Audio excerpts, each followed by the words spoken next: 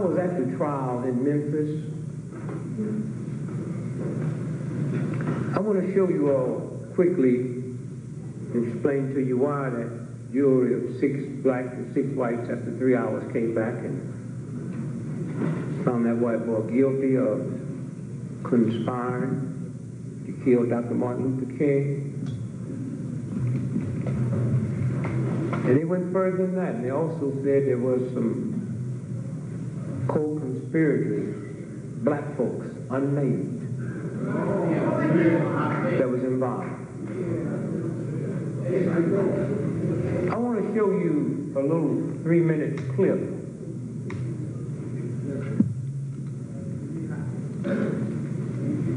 of the minister that Dr. King was going by his house for dinner. He was due at 7, but they had to move it up because 7 would be a little too dark to shoot somebody. So they moved it to 6 o'clock.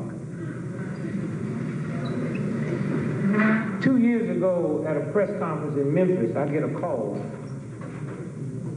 And they said, so-and-so is thinking about killing so-and-so, so-and-so. I said, what? They said, well, he said something at a press conference. They put him on the phone. I said, whatever you do, get that film. Because once NBC realized what this brother had slipped and said, we will never get our hands on the film. What you're fixing to see now went into the evidence in the King trial where they brought a wrongful death suit, and I'll explain that to you quickly in a minute. But what you're fixing to witness now is the man who came by to get King to take him to dinner. And 30 years later at a press conference, he slipped because God do baffle your mind sometimes. You look,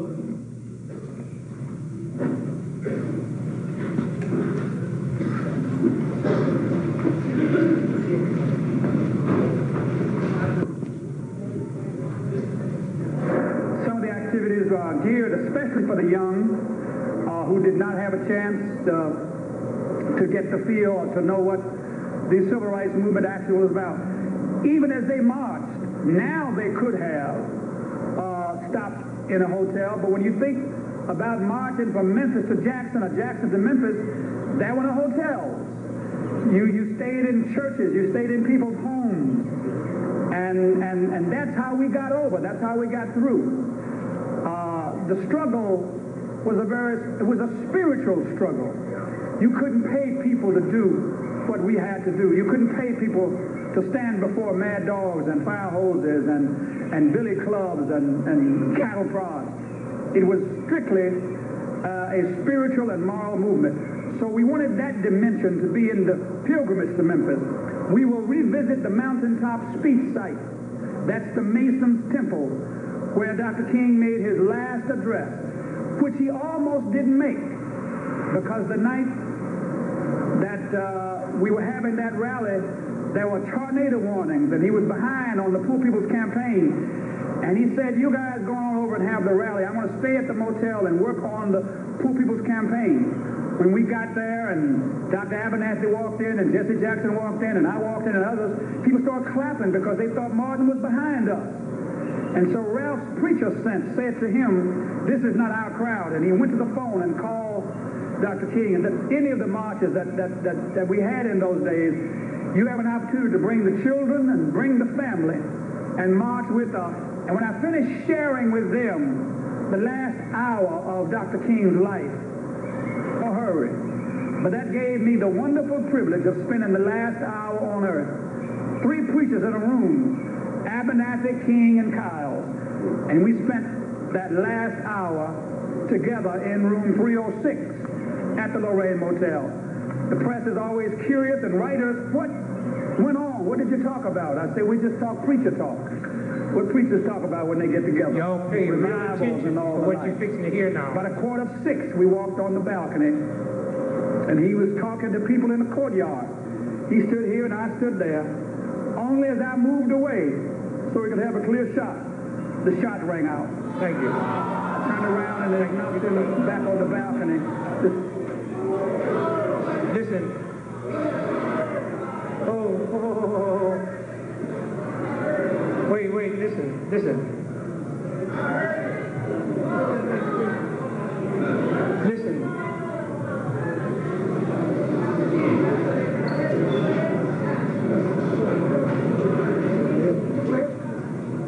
30 years later, this brother never realized he would slip and say that. Do you know what happened when you're sitting in a jury room about a conspiracy and this piece of film is introduced? He stood here, I stood here, only as I moved away so he could have a clear shot. The shot rang out. This was the brother that he was going by his house for dinner.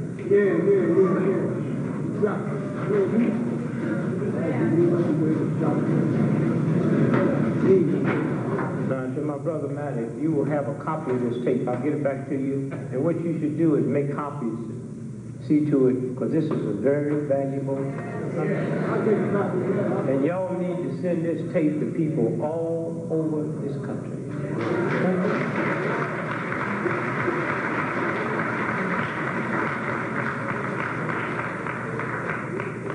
And so this was the trial that went on that the press didn't want to report because they couldn't. Huh? They couldn't. And so we have to stop getting mad and upset because the same system that's killing us refused to tell us the truth. You have to use your own God-given intelligence. If we was all over in Germany today walking down the street and we see this big old building and it's named after Adolf Hitler, you don't have to be too smart to realize something evil is going on inside that building. But how come you don't understand that when you walk down in Washington, D.C. and see that big old brand new FBI building named after J. Edgar Hoover? How come we don't know something evil is going on inside that building? Let me briefly tell you some of the things that you overheard. The trial should have lasted a day and a half. It lasted 30 days. The black press in Memphis didn't even show up.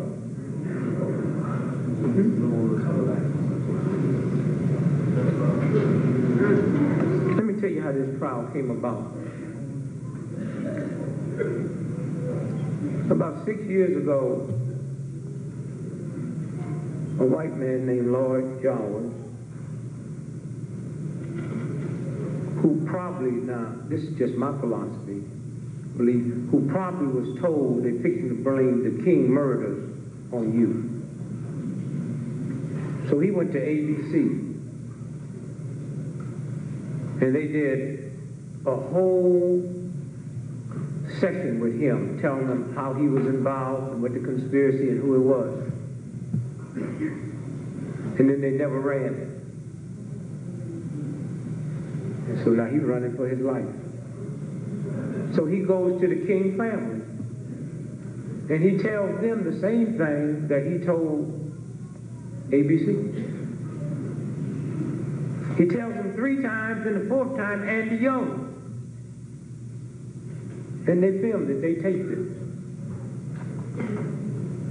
And he said, I was given $100,000 by Frank Liberto, who was the mafia puppet.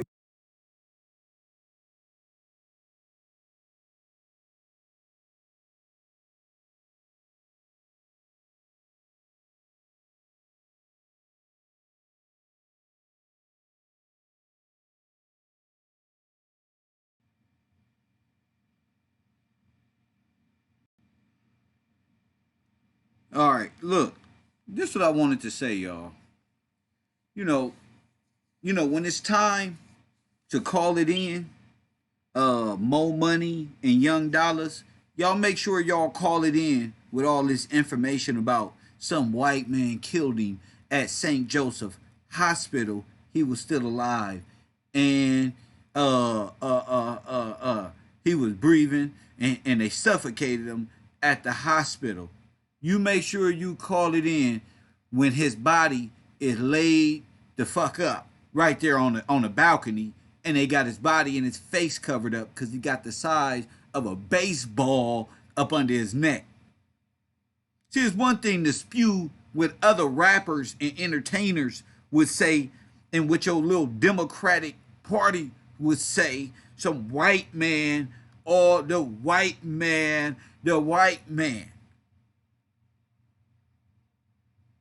When this man, clearly you ain't got nothing to say about this man who clearly stood next to Martin Luther King and said, I moved out the way so they can get a clear shot.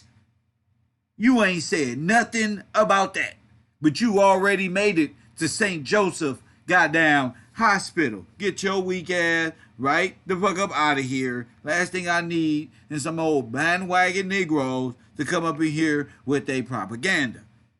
Okay? Both of you. Both of you. How you gonna say he ain't, even if he was suffocated at the hospital, his body is laid out right there on the balcony with his face and shit covered up. You talking about, well, who's still, who gonna be alive and paraplegic after some nigga don't shot? You know what I'm saying? Down there. But we gonna get to it. But don't be in my chat room just spewing no old dumb stuff and think I ain't paying attention. Y'all come in here as friends and trolling buddies and get to agreeing to shit that ain't even right or have not been substantiated.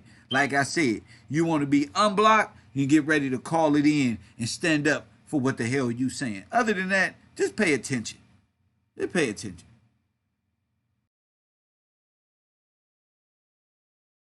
Who ran Memphis for the big mafia boys out of New Orleans. So it was Frank Liberto, he said, that gave him $100,000 to set up the whole mechanism for killing King. In the building right behind the Lorraine Hotel with the courtyard bumped into, Lord Jarvis had a restaurant called Jim's Grill. He also said that at the first meeting, here's who was there, so-and-so was there, so-and-so was there. And let me tell you, there was some black folks there too. I realize something evil is going on inside that building. How come you don't understand that when you walk down in Washington, D.C. and see that big old brand new FBI building named after J. Edgar Hoover? How come we don't know something evil is going on inside that building? Let me briefly tell you some of the things that you overheard. The trial should have lasted a day and a half. It lasted 30 days. The black press in Memphis didn't even show up.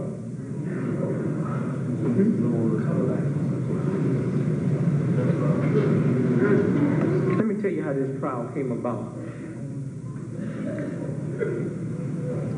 About 6 years ago, a white man named Lord Jarvis, who probably, now this is just my philosophy, believe, who probably was told they're fixing to blame the King murders on you. So he went to ABC, and they did a whole session with him, telling them how he was involved and what the conspiracy and who it was. And then they never ran it. And so now he's running for his life. So he goes to the King family, and he tells them the same thing that he told ABC. He tells them 3 times, and the 4th time, Andy Young. And they filmed it, they taped it. He said, I was given $100,000 by Frank Liberto, who was the mafia puppet who ran Memphis for the big mafia boys out of New Orleans. So it was Frank Liberto, he said, that gave him $100,000 to set up the whole mechanism for killing King. In the building right behind the Lorraine Hotel with the courtyard bumped into, Lord Jarvis had a restaurant called Jim's Grill. He also said that at the first meeting, here's who was there, so-and-so was there, so-and-so was there, and let me tell you, there was some black folks there too.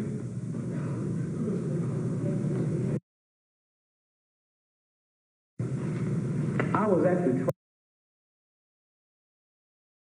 there at the first meeting. We didn't know at the time his job was to do two things. One was to point everybody in the wrong direction. It was him that pointed and said the shots came from there. Not only was he an undercover cop, he was so undercover that his paycheck didn't even come from the Memphis Police Department, came from the utility company. And now tonight, as we sit here, he's a CIA agent. His other job was to infiltrate a little group of little juvenile thugs. They call themselves the Invaders. And y'all got to be careful about what y'all join just because they're yelling and screaming about Whitey. Y'all got to be careful about what kind of evil, nasty black folks you get around that want to go blow up something and then wonder why you get arrested on your way there.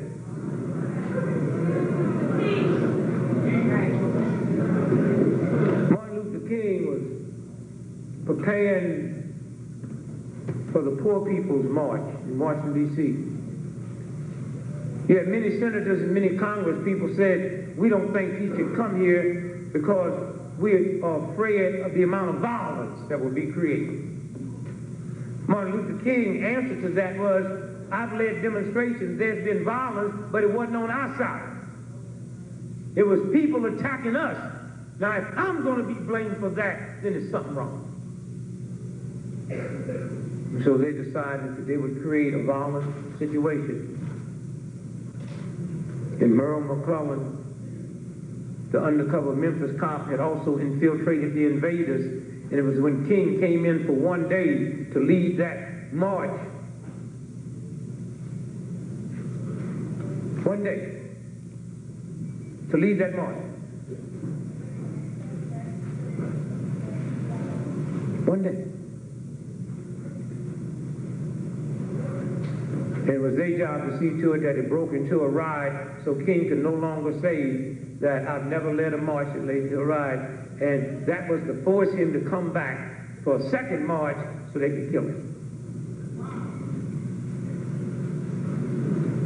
And so, all at once, the King family decides to sue Lord Jarvis on a wrongful death suit.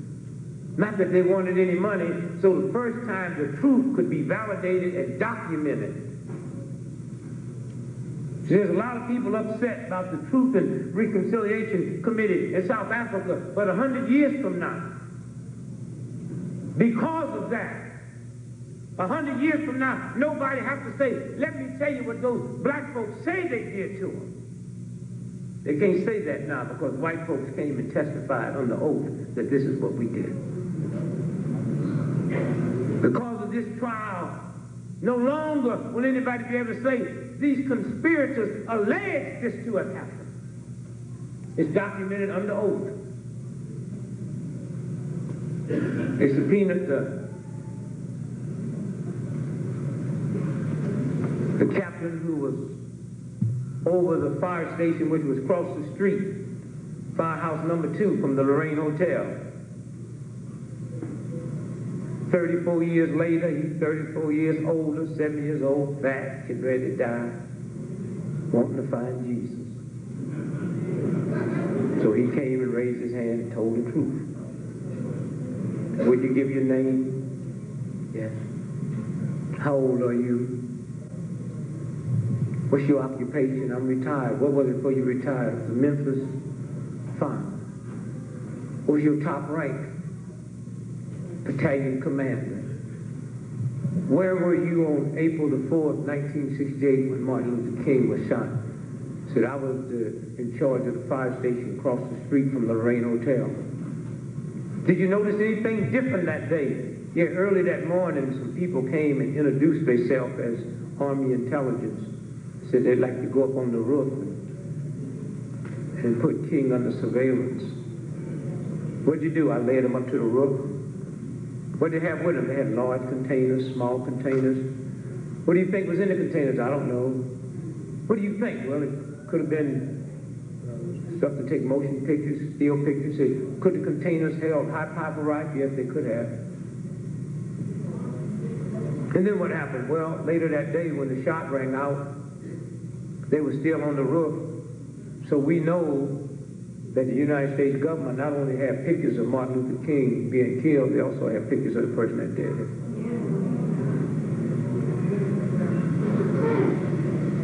So then what happened? Said, then I rushed across the street and ran up the steps where King was laying on the ground, and I helped put him on the stretcher. Said, did you get to see the wound? Say, yes. Would you describe it to the jury? Say, the wound was going up, which means he had been shot from down here, not up there. He's a white man.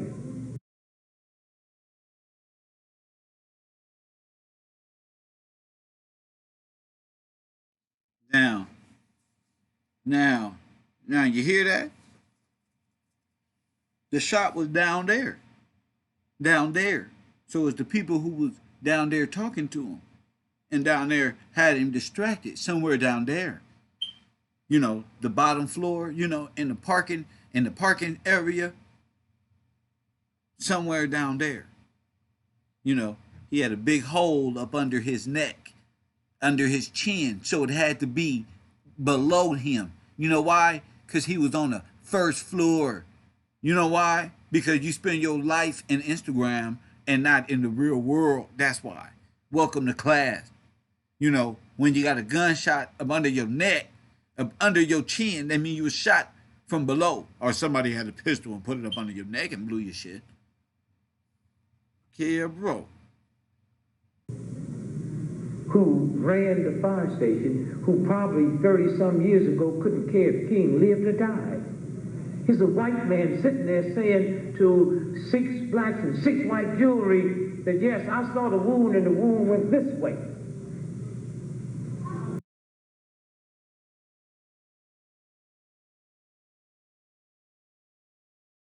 So the wound went where? Huh? This is all testimony.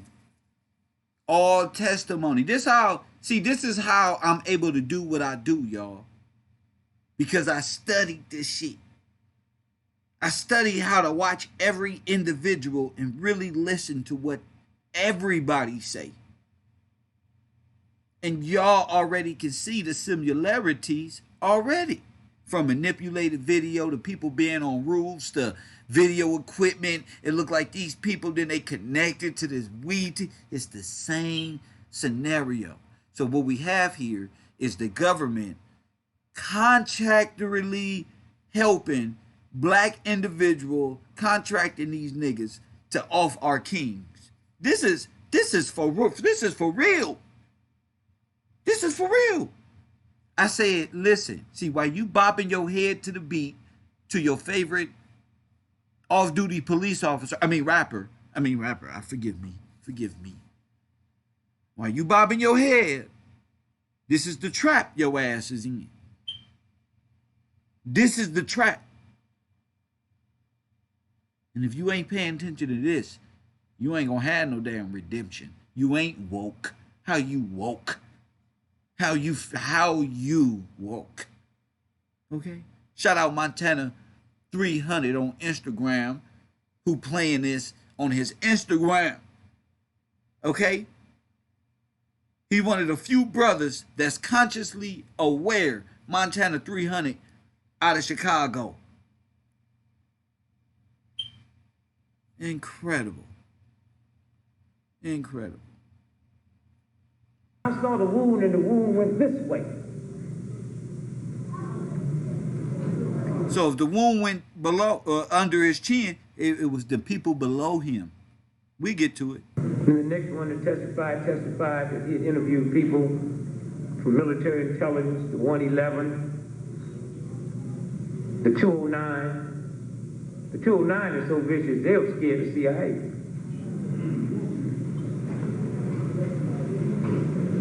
And the 184, that's the sniper team, that's the Rangers.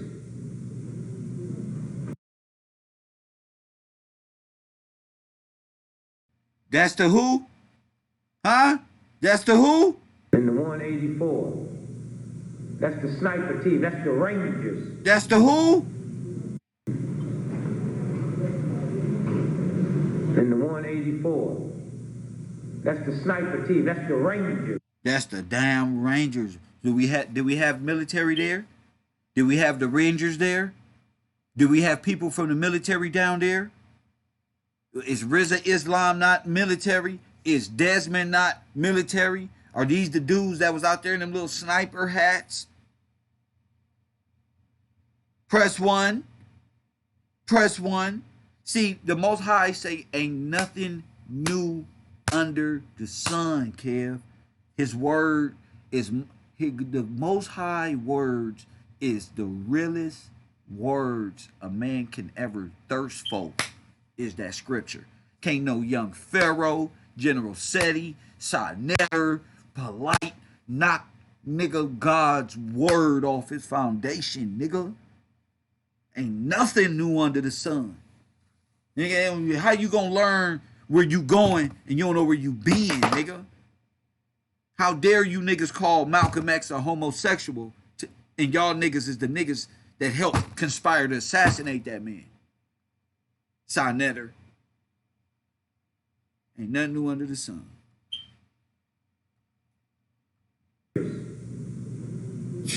When they had to admit they was there, they say, well, we was there as a backup, and that leads you to believe they was talking about to back up in case the security broke down. They was there to back up in case that hit didn't get, they was supposed to take.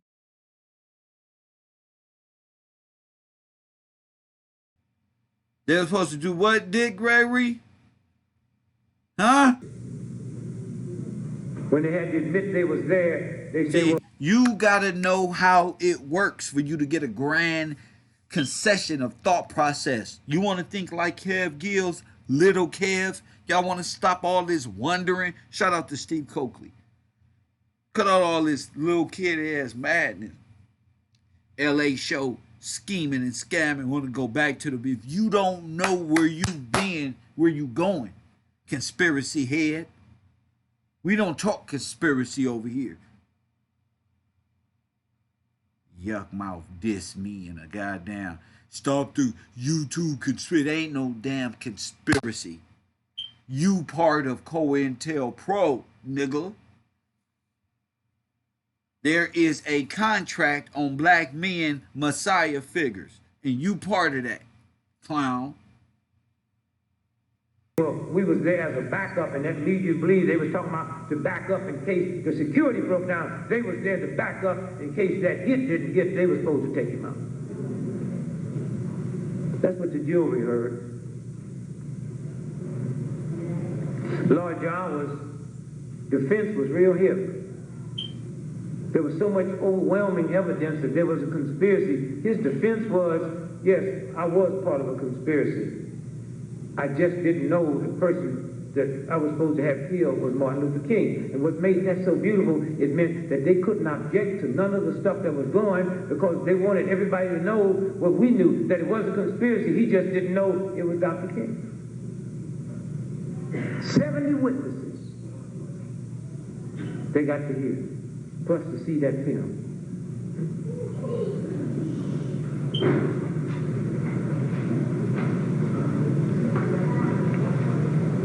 They got to listen to Earl Clark's wife. Who was Earl Clark? Well, when the shot rang out, the dude who shot took the rifle and gave it to Lord Jawas, and he... Okay, now listen to this. Listen to this. I told y'all it was a handoff. Listen. Lord John was, and he took it. Well, when the shot rang out, the dude who shot took the rifle and gave it to Lord John. Was rang out. The dude who shot took the rifle and gave it to Lord. You see, handed it off. You see that? Just like the Nipsey situation.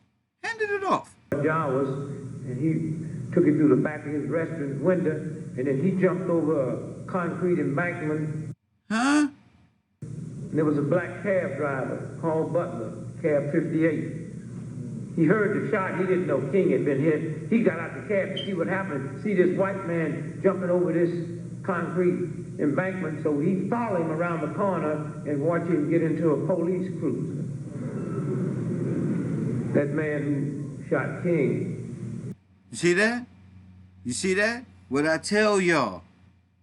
What I tell y'all. Ran and jumped in a police cruiser. But there wasn't no police. It was a black Audi on the scene. You see this shit? You see this shit?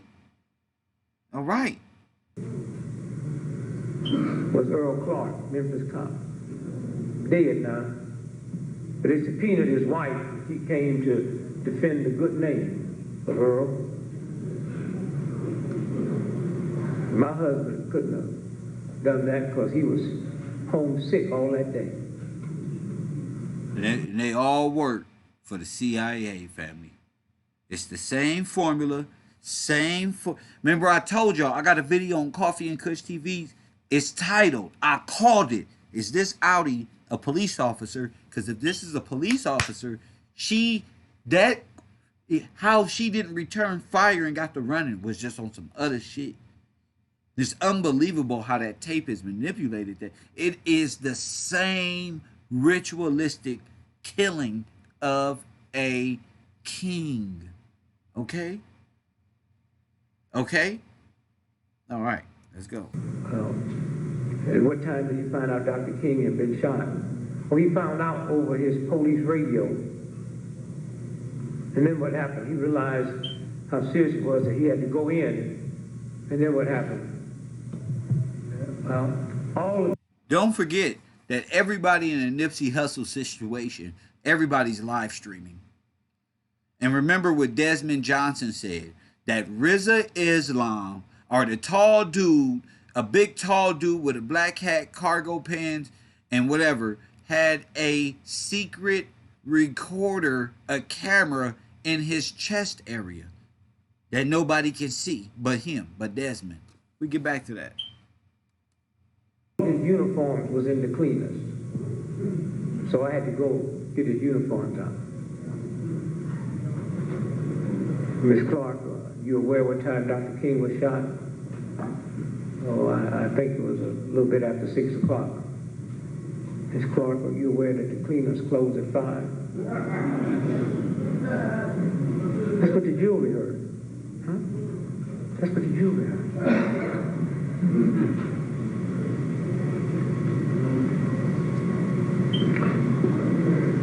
There's an FBI agent named Donald Wilson. He's the one that found the Mustang that Lee Harvey Oswald was driving. There's so much information.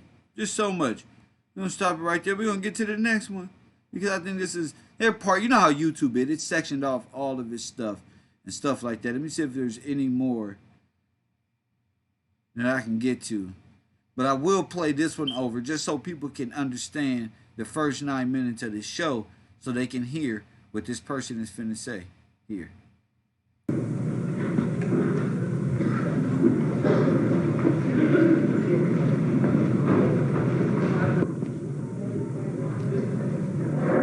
of the activities are geared especially for the young who did not have a chance to get the feel or to know what the civil rights movement actually was about.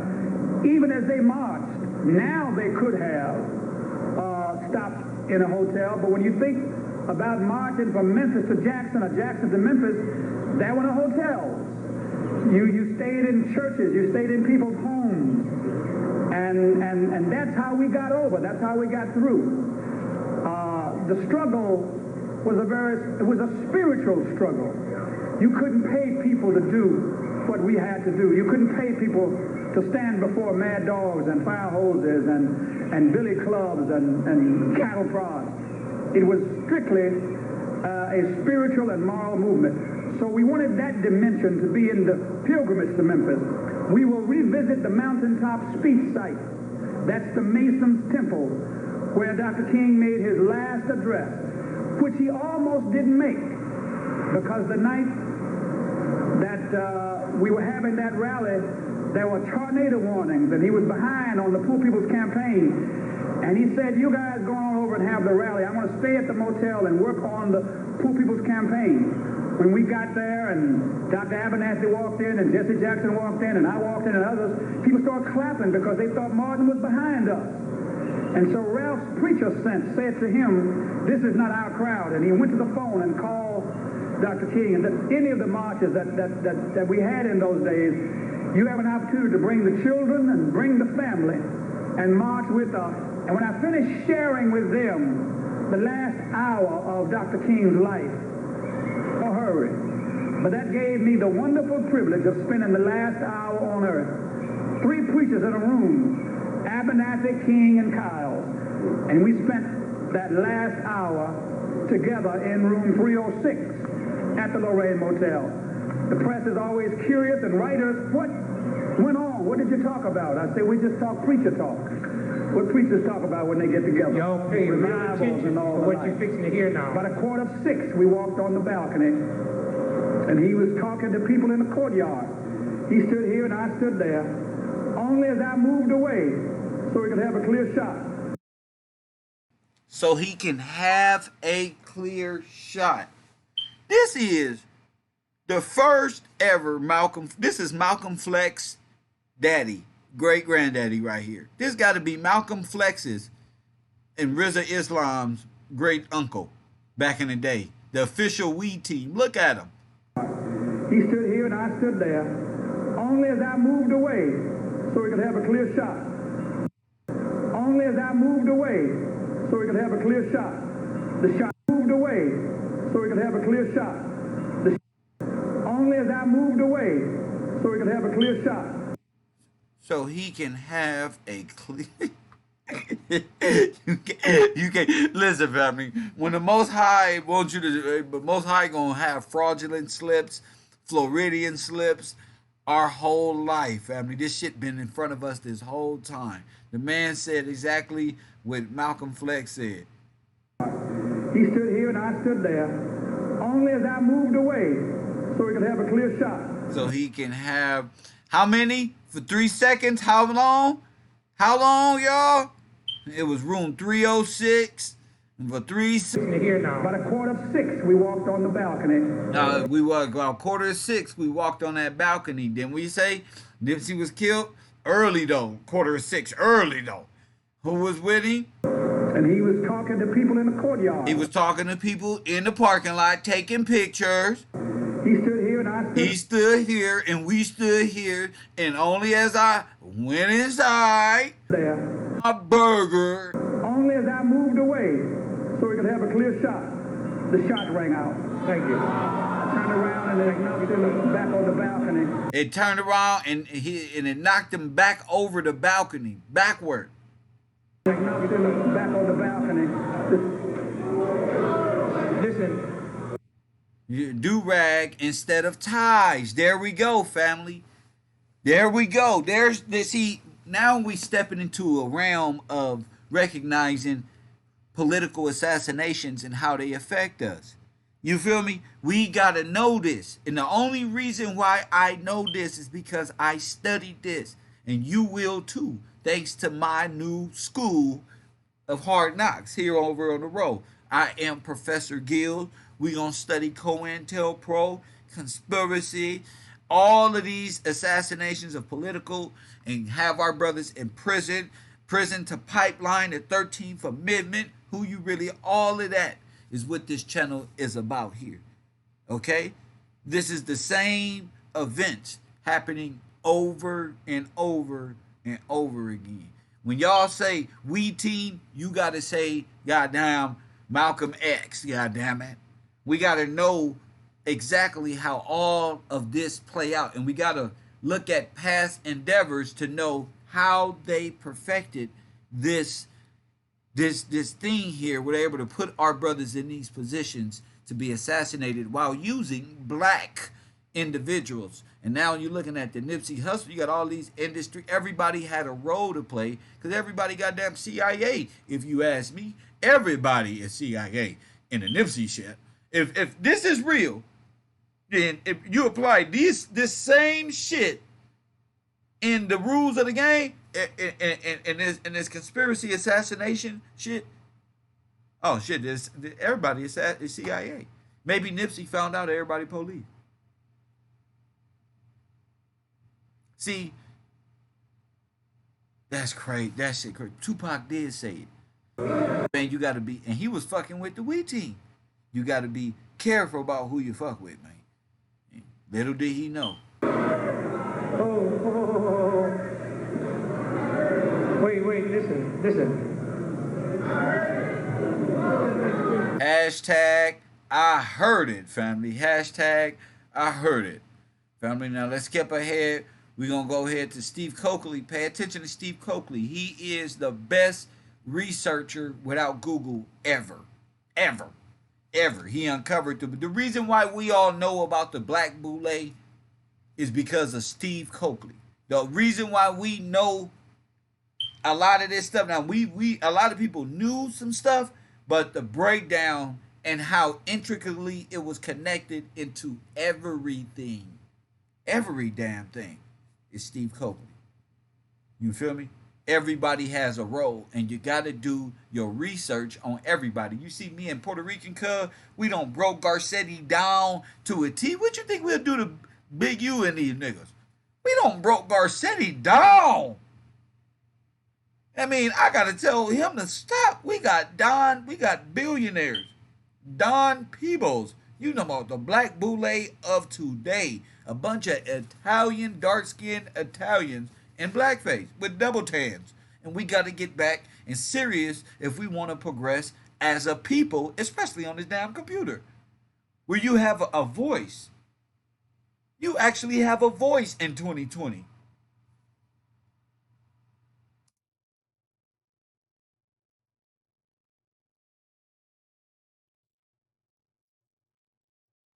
Picked to replace Martin King, but Jesse is the one he trained. If you had spent all this time on putting him in place, and you ain't got nobody else around Martin. Now, Andy was supposed to be shot with Martin, but Andy wasn't on the balcony. He was on the floor, so he didn't get it. Ralph was inside, so he didn't get it. Key point, if you spend all that time, and Martin's about to say you are agent, do you understand that you got to press go on the assassination? Because now... Huh? And Martin about to say you an agent. What? Do you understand that you got to press go? Key point, if you spend all that time, and Martin's about to say you are agent. And you don't spend all this time working with this dude, and he about to call you out and say you the police? Niggas want to tell, then come back around. And niggas stayed down and they still down. Y'all gotta listen to the music. He didn't get it. Ralph was inside, so he didn't get it. Key point, if you spend all that time, and Martin's about to say you are agent, do you understand that you got to press go on the assassination? See? And what Pac-Man say that morning? Pray for us, y'all. Pray for us. Because now Martin is so continuously condemning you, you got wiretaps everywhere. And we know what he said about Jesse in front of everybody, but who knows what he said when it was just him and Ralph? How much more severe was his accusations? Such that if you didn't kill Martin, of white limitations don't run out on murder. Okay. Let's let this run, and then we're going to go back and look at it again in straight speed. Look at. He won a few times. Right, look at Jesse. Martin still won't acknowledge him. Usually when he finished the speech, he was called. Yes, go back. Now, I ask you when you look at it. is that Jesus or Judas? Jesus or Judas? One of the few times that I saw him visibly shaking himself. Nobody would touch He him. was caught up in it, but Yes, never let it run, let it he was run. caught up as he was that night. Now we're on the day of. How he spent the day. Now Jesse done went and told them, look, you better move now. Reteaching not violence. I'm running out of time. This is the Last Supper. Making sure that everybody was focused. I spent the day in court and convinced the judge that we could put together a nonviolent demonstration. When I came back to the motel, he said, "Where have you been? I've been looking for you all day long." And he picked up the pillow off the bed and he threw it at me. I was trying to explain to him that I'd been in court, and he said, "Don't you know you're supposed to call me? You need to let me know what's going on." I said, "Look, I was on the stand most of the day." And he was just feeling good. And every time I'd offer an excuse, he'd pick up another pillow and throw it at me. So after a little while, I just started picking them back. And everybody sort of picked up pillows, and we had just a very childish pillow fight. And then the last sentence. Dr. He always liked to eat catfish at the little rainbow town. And Miss Lady said about the platter. And Dr. Aguilar was upset because she only said one platter. And the king said, "Hush, and put the plate in the bed. And said, "Everybody, get something out of this plate to eat."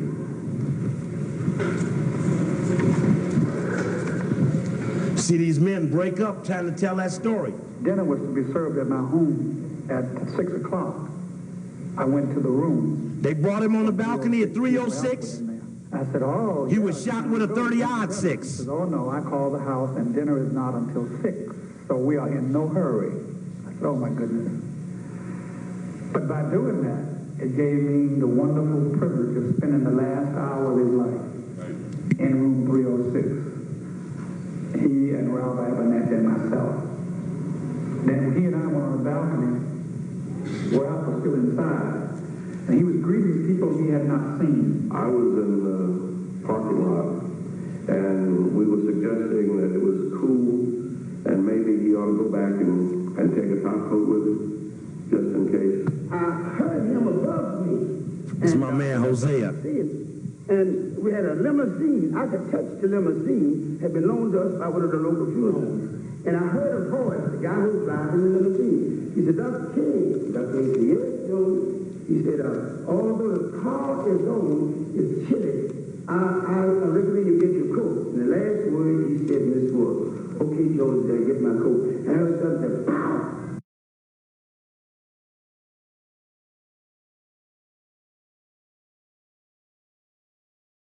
Let me show y'all how this works here. See, the grabbing of the coat is to grab his attention. You remember like the Nipsey thing, he kept looking back for some reason. These niggas in front of him had to talk to him. They just had to talk to him, give him a CD, talk to him. Just keep him there.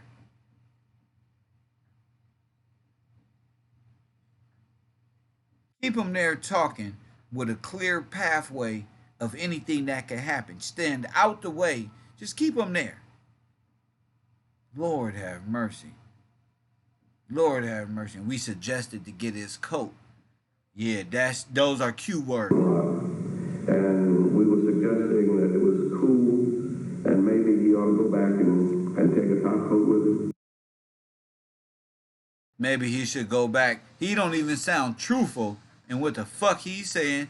This old brown-skinned Italiano black. This is the Don Peebles of the day. And we were suggesting that it was cool, and maybe he ought to go back and take a top coat with him, just in case. I heard him above me. It's my man Hosea. And we had a limousine. I could touch the limousine. Had been loaned to us by one of the local funeral homes. And I heard a the guy who's driving the limousine. He said, Dr. King. Dr. King said, yes, Joe. He said, although the car is on, it's chilly. I recommend you get your coat. And the last word he said in this was, okay, Joe, get my coat. And all of a sudden, said, pow! Stop. Oh, stop. Go back. Key point. Let's go back. There's the maid right there we were looking for. There's the cart. Oh. Okay, let's freeze it at the highest point where Jesse's back is in the... Right there, stop. Let me tell y'all something. Here go Martin Luther King body laid out right here. They had to cover him up because the hole was so big in his face.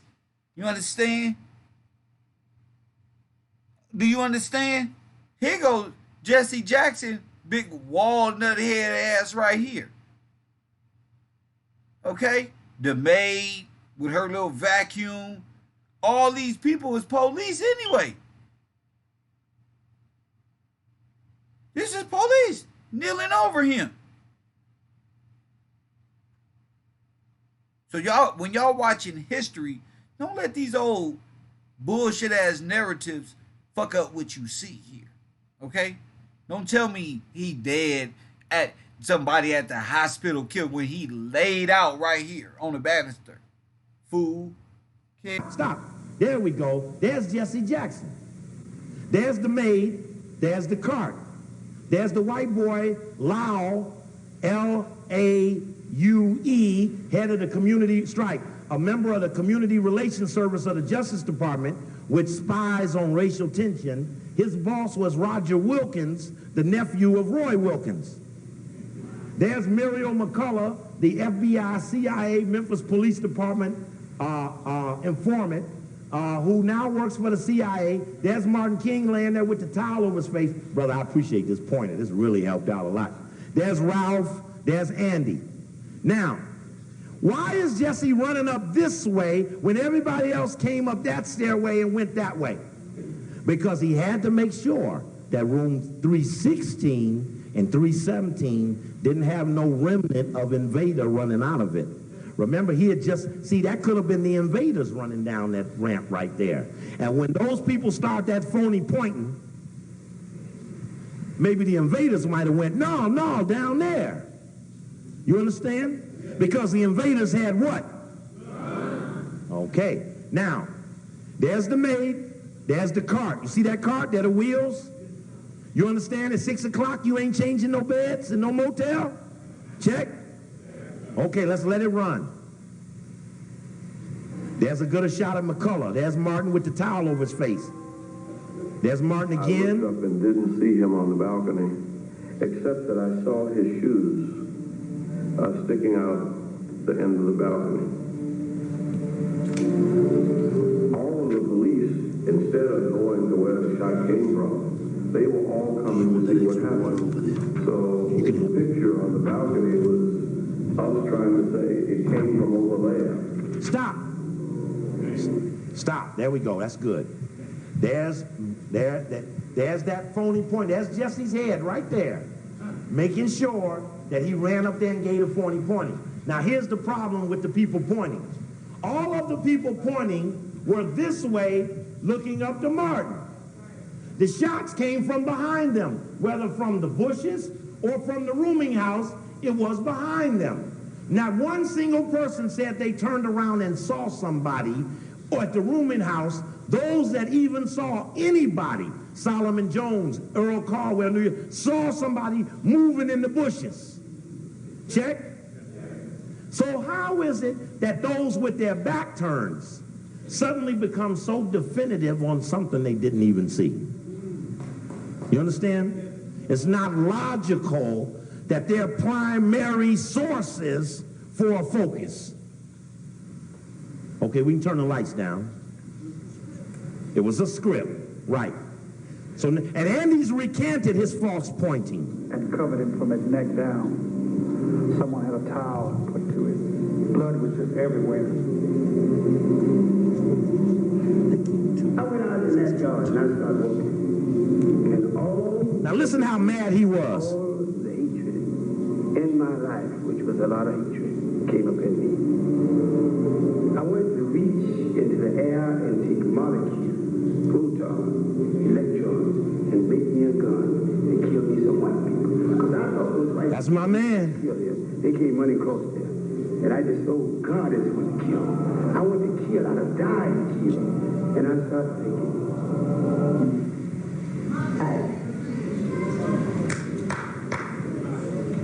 you promised them that you will not do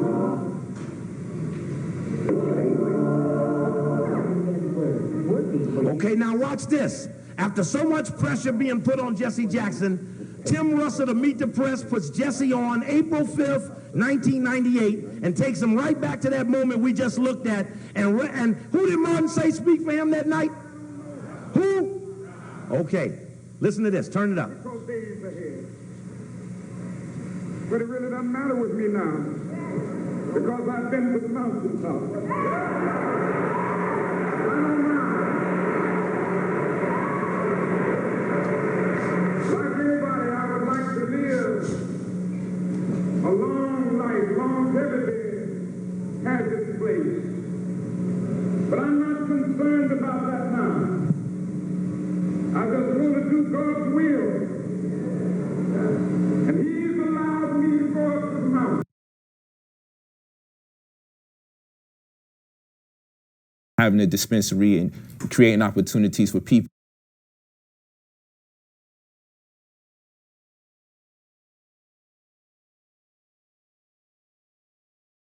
He was.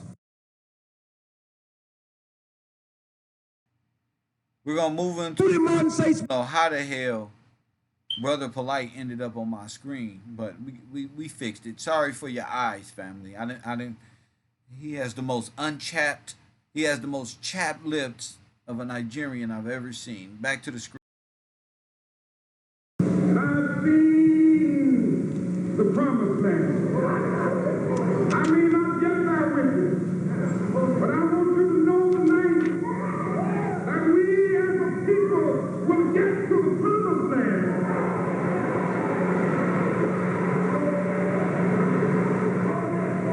So I'm happy. You hear Jesse hollering, go ahead, go ahead.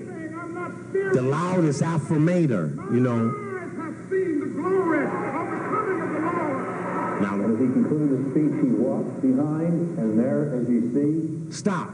on the shoulders. Now, what's happening? NBC Meet the Press, the most watched Sunday news program, goes back to this moment that we're out teaching is a point of distrust and evidence of Martin's dislike to Jesse. They go right back to that spot, put him right on Rockefeller's NBC, toss that ball right up, and say, Jesse, now when I toss this ball up, I want you to stuff it home. So he puts a circle around Jesse's head and a circle around Martin's head, calls it close, and says, you were one of Martin's closest associates. What did Martin King say to you the night before he died? What's up, Black? Louis Jackson. What did you say to Dr. King at that moment? Do you recall? Yeah, back it up and get that sound in there. And Jesse gets to holding his eyes all up funny like in the negotiator. He gets to... So I'm happy tonight. I'm not worried about anything. I'm not fearing any man. My eyes have seen the glory of the coming of the Lord. As he concluded his speech, he walked behind, and there, as you see, tapped on the shoulders by one Jesse Louis Jackson. Highlights two faces and At that moment, do you recall? wipes Ralph out. Difficult to express it because I think we were all crying. It was different in that the minister sitting at the right, Reverend Ben Hudson, Reverend Count Lovers, many were crying. It was kind of different. It was like we realized he was under this burden, like he had relieved himself. So he tried not to come to church to speak, but he had to ask me to come to speak. I said, at the end of that night, we went together. Stop. And the crowd. What did he say? He said, as you know, it was men crying, Ben Hooks and Billy Kyles. And as you know, he asked me to make that speech that night. And I said, I'd only make that speech if I can take Ralph with me. Now, here's the point. There would be no need to do no stupid stuff like that. unless something else was going on that compelled the need to give him a chance to reconstruct history, to protect his face from the faceless people who got the facts. There would be no need to do this. It just wouldn't be a need. Okay, let's go back, let's hear it one more time, and then we'll pull that one out. And Dr. King came, so he got up there without notice and gave a very formal... No, you got to go back a little bit. Definitive.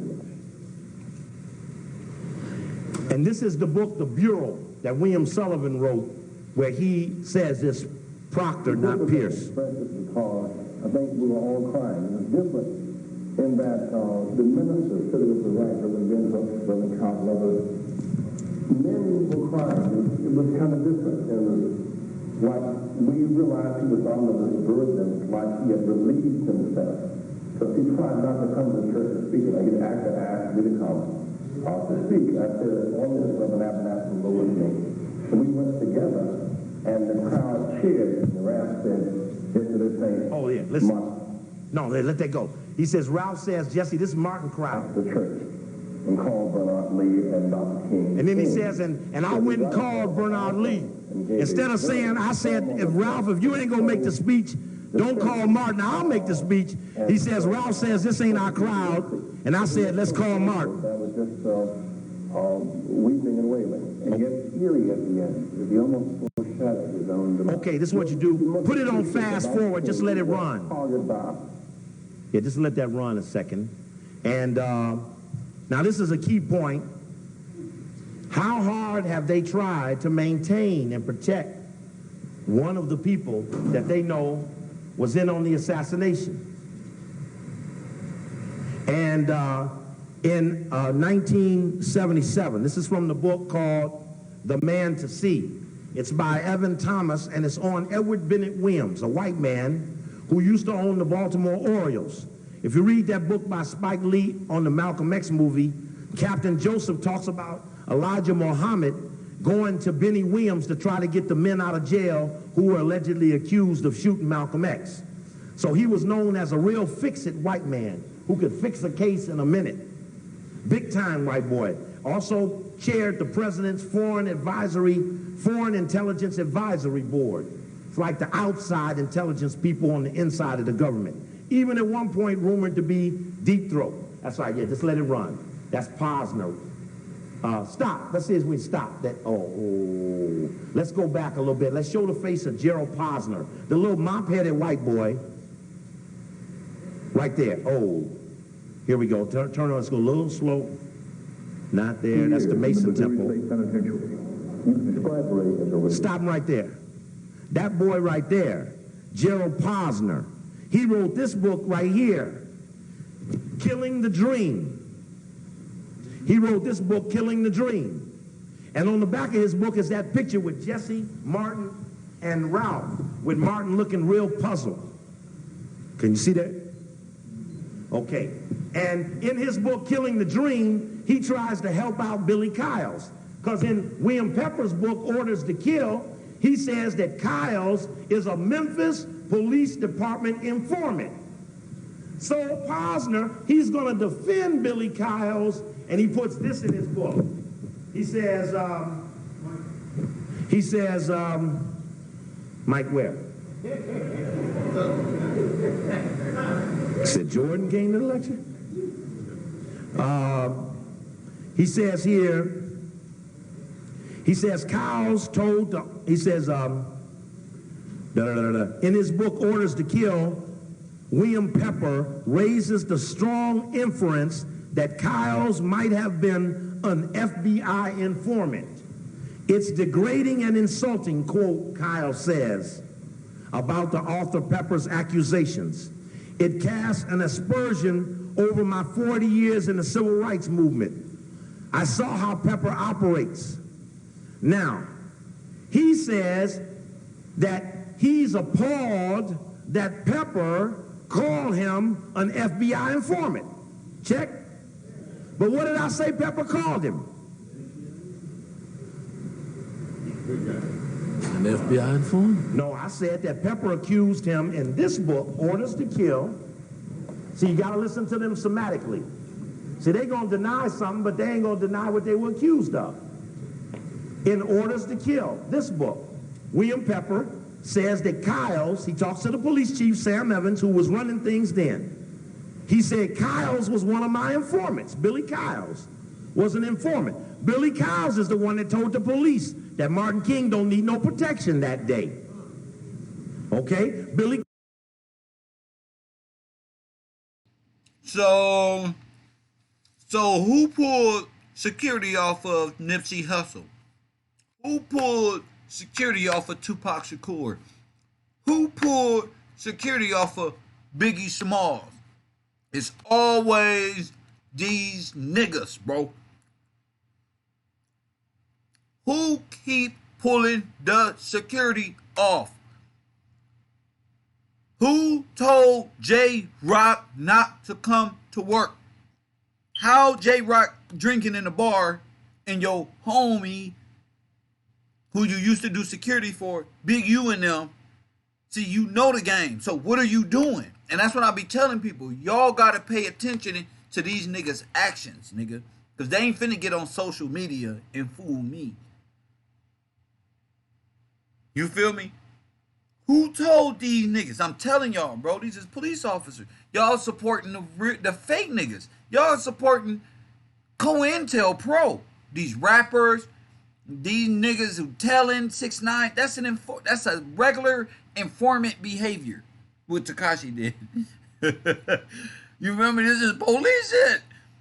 Ain't no hip hop police. It's all police and CIA. And it's made to construct that your ass go to jail. It's how they continue their funding.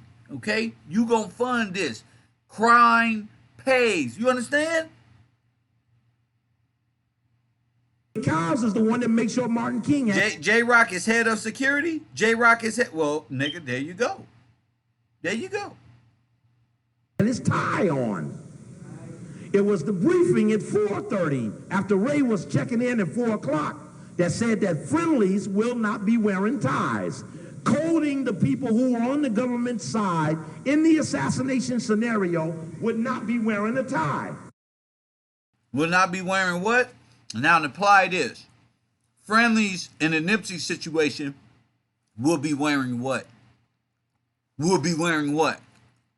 Will be wearing what? In the Nipsey situation, friendlies will be wearing what? Adidas. And enemies will be wearing Pumas, nigga. Nigga. Kev Gill. I'm probably the brightest star out here. You want to see some macho shit? You want to see some David and Goliath shit? Adidas and Pumas. Okay? Go back and watch all the Nipsey news coverage. All these people wearing these Adidas. Oh, we come to find out they was all we team. Check. Check. They was all we team. You see blue Adidas, black Adidas, gray Adidas. All these Adidas. Adidas, Adidas, Adidas.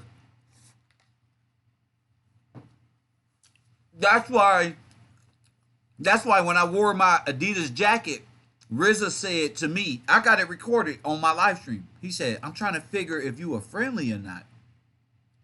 Because my Adidas jacket was subliminally throwing that nigga off.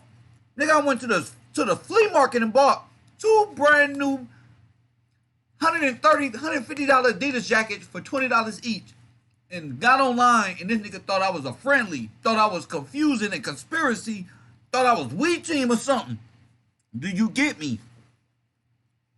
So they start talking. Check. Go back and watch. When I called that little nigga Lil Kev with the Laker outfit on, all these people was wearing Adidas. He fucked up and said, I'm trying to figure out if you are friendly. This is what he meant, family. If I'm part of a different cover-up team, do you understand what I am up against? You see why I don't trust nobody? Because life is chess. That's why. Do you see? You see me? Like, personally, I'm a delegate. I cannot be around nobody. I'm a straight thinker.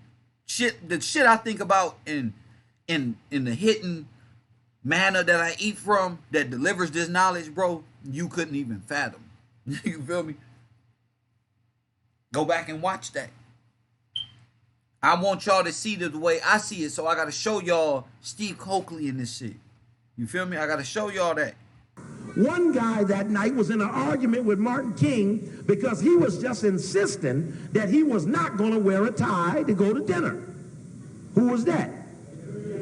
Jesse Jackson. So much so that the argument is what held Martin King on the balcony so the shooting could go down after Kyles stepped away so they could get a better shot. Check. But my point here is that Posner defends Kyles as not being an FBI informant. The only problem was he was accused of being a Memphis Police Department informant. I mean, to me and you, an informant is an informant. But when you're somatically denying something, make sure it matches the accusation. Check.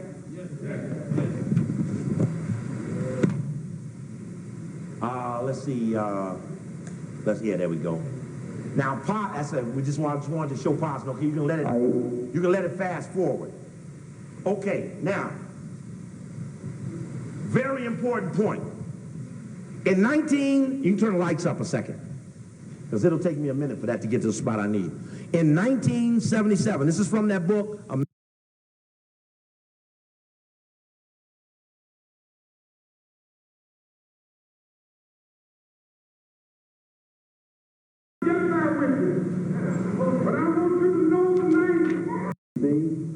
Stop. Highlights two faces and wipes Ralph out. This was of expression because I think we were all crying. It's different in that the minister sitting at the right, Reverend Ben Hudson, Count others, men were crying. It was kind of different. And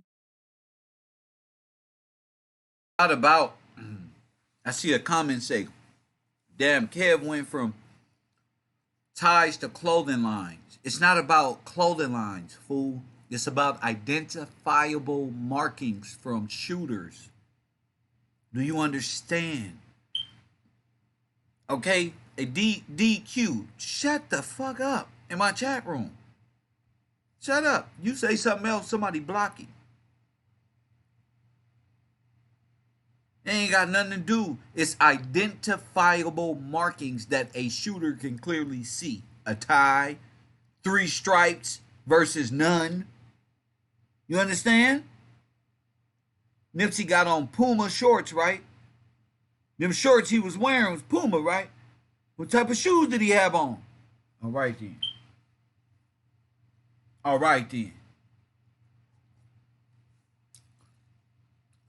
These are naturally opposing companies, okay?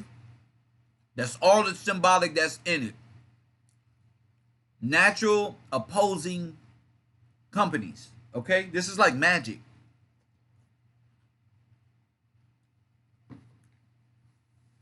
You feel me? It's like Adidas and Nike, but it's not Nike. And Nike is the god of war. He gonna conquer it. They need 2 opposing companies.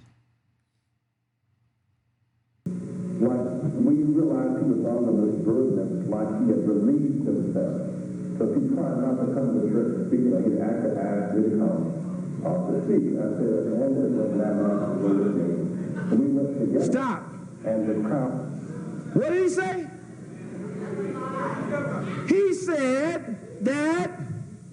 He said, as you know, it was men crying, Ben Hooks and Billy Kyles. And as you know, he asked me to make that speech that night. And I said, I'd only make that speech if I can take Ralph with me. Now, here's the point. There would be no need to do no stupid stuff like that unless something.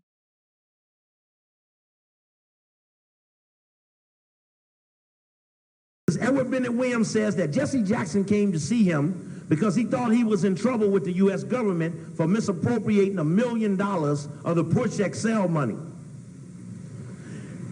Page, for the record, page 464. When the establishment turned on Jackson, he came to Williams. In 1977, Senator Hubert Humphrey had seen a piece on 60 Minutes describing Jackson's attempts to motivate inner-city youth to get an education. Humphrey urged HEW Secretary Joe Califano. Now that's important that he was head of HEW, now Department of Health and Human Services, because Joe Califano worked for the U.S. Army at the time Martin King was assassinated. So he was he was the legal advisor to the Secretary of the U.S. Army, and the Secretary of the U.S. Army was Cyrus Vance. His military attaché was Al Haig, and his legal counsel was Joe Califano. Not one single book on any King assassination or Kennedy assassination appropriately brings up the role of Vance, Haig, and Califano. So now Califano is on the inside, having been an assassin. Now he's going to help Jesse Jackson, having been an assassin. And Jesse Jackson goes to Califano. It says, Jackson gratefully asked Califano for $25,000 grant. Califano told him he needed, quote, $1 million. Now, how many white people you ever met? You asked them for a quarter and they gave you $100. You ever met a white person do that? So it's strange. Jesse would walk into the government, ask for a $25,000 grant. Califano told him he needed $1 million and then proceeded to give the black leader $6 million. Of the $6 million, he misappropriated $1 million. Now the feds got him for misappropriation of funds. He's $1 million missing. Reagan becomes the president. Jesse gets scared. He asks Edward Bennett Williams to talk to Reagan to cut him a deal on the $1 million. Edward Bennett Williams says, when the federal auditors asked to look at Jackson's books early. Now, pause. Something off the record, off the topic though. But do you see now why niggas hate Trump? Do you see why all of this mischief is happening? Now put it in perspective now. These niggas is calling their political friends like, look, you gotta holler at. So when you get these people, these Democrat babies, all pushing one line, F Donald Trump, is because whatever that deal that they had going, feds ain't trying to hear none of that. They not with none of that trafficking shit. So the feds is like, look, y'all missing so much money, y'all can't get back. All this money laundering, yeah, y'all owe us too much. Ain't no get back. You feel me? It's just crazy. Like, you got to understand how power really works and why all of these Democrat baby running around like, F them, F this, or F that. In the Reagan administration, they found chaos. Jackson's organization, Push XL, see, you saw that other thing said Rainbow Coalition. When Push had to pay back the money, he left the leaned organization, L-I-E-N, lean, like lean on your debt. He left the organization that had a lien on it and went to Washington and set up another organization. When Push paid back the lien, he leaves Washington and sets up Push Rainbow Coalition. Check? Okay, because you got to watch him. He's a magician. But the white man is his Merlin. Jackson's organization, Push XL, was unable to account for $1 million of the money. The matter was referred to the Justice Department. Jackson came to Williams claiming that he was a victim of a vendetta by the Republicans. The case was dragging on, producing unfortunate.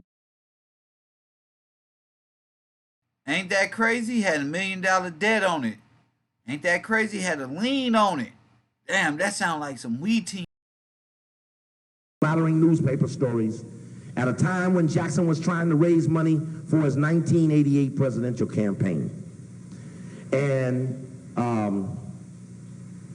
Williams says that when he talked with the Reagan administration, he said quite the contrary. They were not only not trying to arrest Jackson, but had favorable viewpoints of him, so much so that they cut a deal to pay back $550,000 of the misappropriated money at $125,000 a year. And again, as I said earlier, that's when Jesse left Chicago, went to D.C.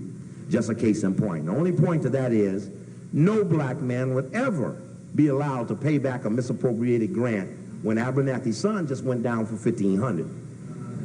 Now, I just want to keep... Shout out to the super chat. Thank you for coming in and doing that. Produced by Mac. Hey, shout out to you. He says, shout out to the road just arriving to my desk, but I'm present. Shout out to you, Mac. You feel me? Shout out to you for supporting this broadcast, man. People can always support the broadcast. CashApp GillzGang, PayPal.me/KevGillsTV, and of course on Patreon.com/KevGillsTV. Just show that you appreciate the show and want the show to continue. Thank you for that, Mac. Keep that in line. Now, let's go back to something else very critical. Washington Post story. This story is dated July 12, 1999. And the story, which I've now collaborated from the declassified documents that I have, FBI examined private life of King's successor. It says that after King died, the FBI began to investigate Coretta Scott King, Ralph Abernathy, and Andy Young. They emphatically said, we cannot trust these three, and we must do everything we can. They dropped the investigation of Coretta. They then went on to do to Andy and to do to Ralph what they had done to Martin. That was on April 12th that they signed the memo.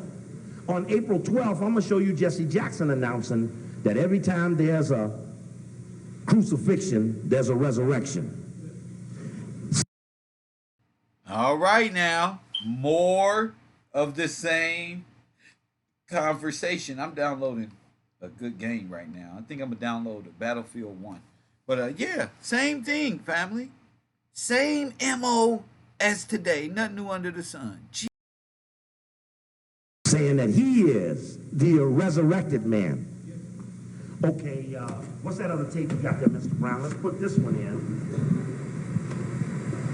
Okay, let's put that one in and take it backwards a little bit. There's no other tape that back there that you have? And that one is still rolling? Okay. Now,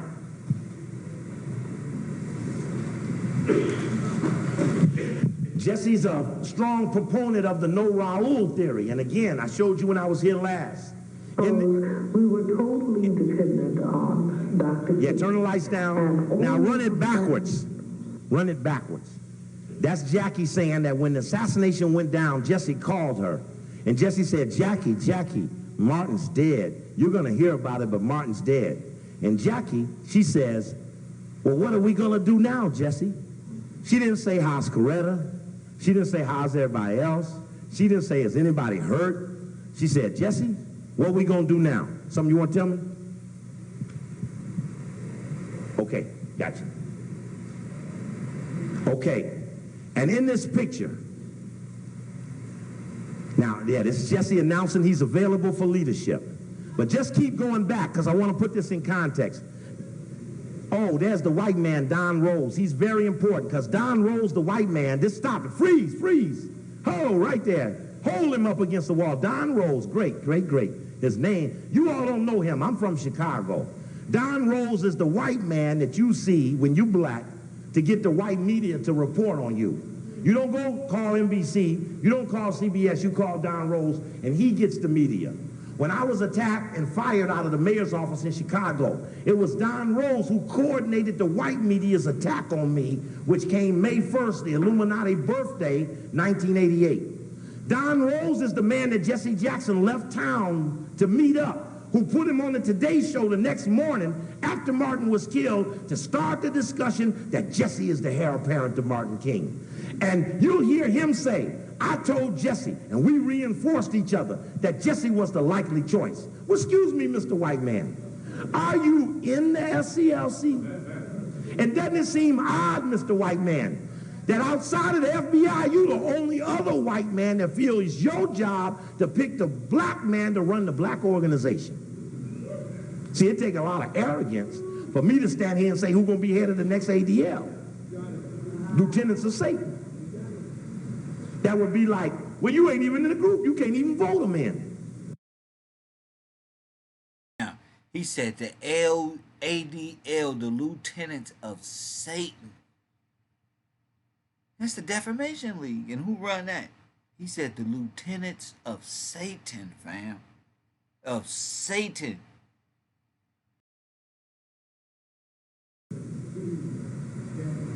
But everybody don't know Don Rose. He's another one of those white people of the Jewish religion that got their fingerprints on the King assassination.